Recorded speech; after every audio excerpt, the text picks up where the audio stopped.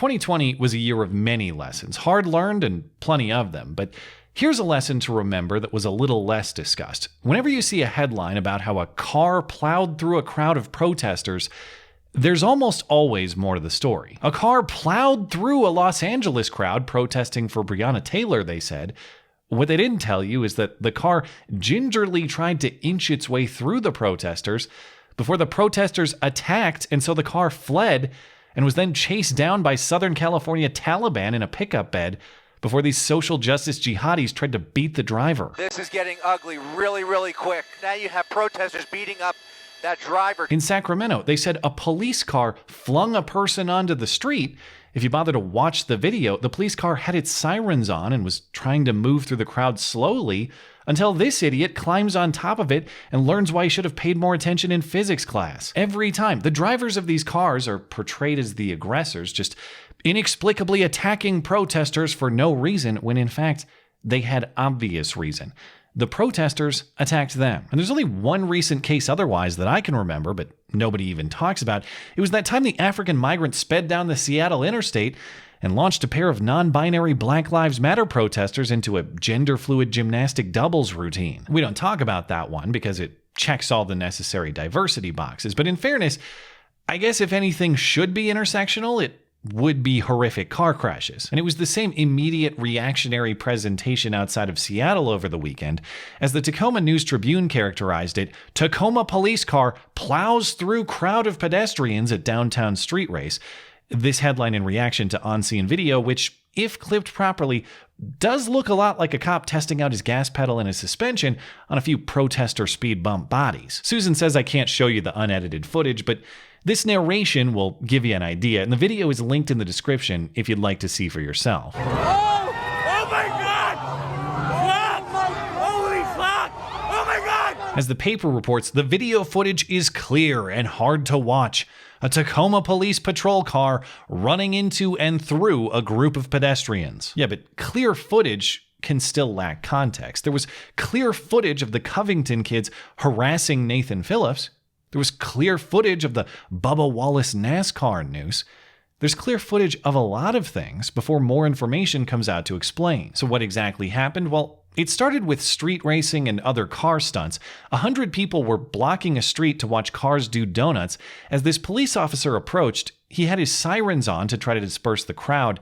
Instead, the crowd surrounded his car, trying to block his path, before they started beating on the car and trying to break the windows.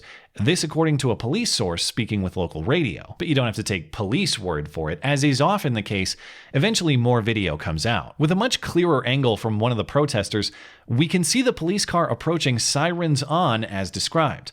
We can see the protesters obstruct as described. And we can see and hear them beating on the car as described. Until the protesters become tire inspectors, as described. What the fuck?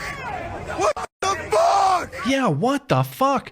I can't believe that guy's shrimpy legs weren't enough to hold back that car. I guess 400 horsepower is a lot more than one tiny manpower. Shocking. Now, in fairness, was that the most violent pounding on a car I've ever seen? Maybe not, but these days, who's taking any chances with that sort of thing? And even with this video, we still can't see everything. There's a lot happening out of frame. And it wasn't at all unclear to those who were on scene. They were literally narrating the attack on the car. I'm dead. They're hitting the cop car. I'm dead. They're hitting the cop car. The critics are saying, oh, the police car could have just reversed and left. Well, one, it's pretty hard to tell if it's actually clear behind him. But two, that's only an option if we grant the premise that mobs run our streets.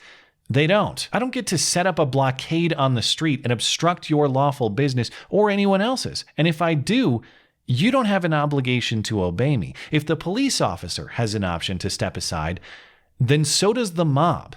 In fact, the mob had that option first, and they declined. As far as the aftermath, the video looks bad, but luckily the injuries probably won't be. 2 people were taken to the hospital, one with a laceration, the other injury I don't see described, but the injuries are called non-life-threatening, and that sounds like the extent of the damage. There was Twitter speculation that the officer who was driving just sped away and didn't care. That's not true.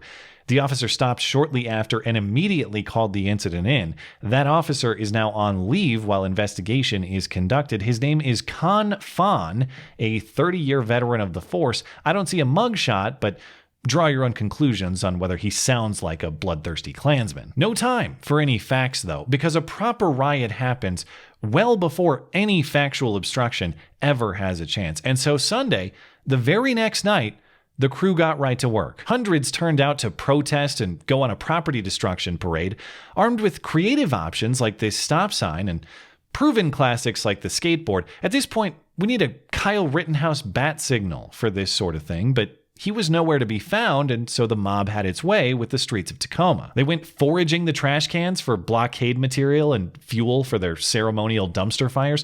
They smashed windows of storefronts and businesses with apparent specific targeting for bail bondsmen. They shook their frustration with the justice system by trying to break down fencing at the county jail, and they smashed up the property at the county city building as well. Sounds kind of insurrection-y to me, but that is apparently none of our concern, nor is the scale of the potential coordination here. Because I heard very recently that social media organized insurrection is even worse. In this case, Andy No reports that Antifa activists carpooled from Seattle and potentially elsewhere to participate. Violence that was in fact coordinated and organized on Twitter, but thank God Parler wasn't available for these thugs, or things would have been much worse. And who knows how far people may have traveled, but it is worth noting that Inauguration Week riots in Seattle and Portland did calm down just as Tacoma started going insane. It's quite a lot of ongoing, tangible destruction for just an idea to commit, and shockingly, this idea hasn't been at all placated by the new Force for Unity in the White House. Biden is still a fascist, they say. We don't want Biden. We want revenge. And look, they're even promoting assault weapons with non-commonly sensible high-capacity magazines. How are we going to unify with this barbarism? We aren't. Unity requires some sort of shared value structure around which to unify. And we have violent mobs roaming American streets with whom we share nothing, other than maybe hating Biden. But come on, everyone does. That's the really weird thing about the most popularly elected president ever. But credit where due, Biden has changed his tune just a little lately, or at least his team has. His press secretary was asked about these ongoing Pacific Northwest riots, and she made an absolutely stunning admission. Violence is bad. Why haven't we heard anything directly from him about the riots in Portland and the Pacific Northwest since he was inaugurated? President Biden condemns violence and any violence in the strongest possible terms. Peaceful protests are a cornerstone of our democracy, but smashing windows is not protesting, and neither is looting. And anyone who committed a crime should be prosecuted to the fullest extent. I'd be curious to hear what changed. How did this go from simply an idea in the abstract to now real violence to be condemned? But hey, that's closer to the truth. It'll be interesting to watch how much closer to the truth Biden gets as his tenure continues, but these riots don't stop, and they won't, because these rioters don't want Biden.